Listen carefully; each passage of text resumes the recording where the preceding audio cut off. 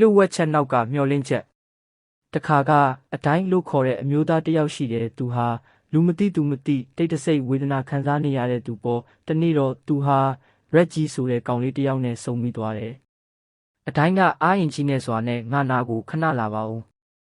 ငါနေလို့တိတ်မကောင်းဘူးလို့အကူကြီးတောင်းရှာတဲ့ရက်ကြီးကလည်းစိတ်ထားကောင်းတဲ့ကလေးဆိုတော့သူ့မှာပါလာတဲ့ဓာတိခက်တီးစုံကိတ်မုံလေးကိုအတိုင်းကိုကျွေးလိုက်တာပေါ့အတိုင်းကလည်းဝမ်းသာအားရနဲ့ကျေးဇူးတင်ပါတယ်ကွာမင်းကတော့တကယ်လူကောင်းလေးပဲလို့ပြောပြီးတော့မှလေတံကိုနှိပ်ပြီးငါ့ကိုတစ်ခုလောက်ကူညီပါဦးဒါပေမဲ့ဒါကိုဘသူ့ကိုမှမပြောပဲလှုပ်ဝက်ထားပေးမယ်လို့ဂတိပေးတော်လို့ဆိုလာတယ်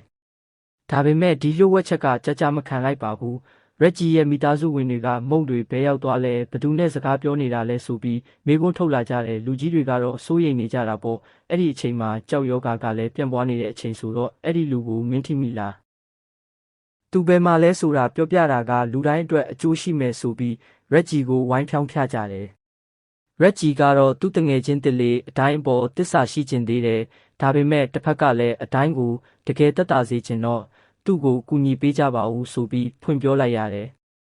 နောက်ဆုံးမှာတော့ဆရာဝန်တယောက်ရောက်လာပြီးအတိုင်းကိုစစ်ဆေးကြည့်တယ်လူတွေထင်နေတယ်လို့ကြောက်ယောဂမဟုတ်ပဲအတိုင်းဟာနူနာယောဂခံစားနေရတာပါဒါပေ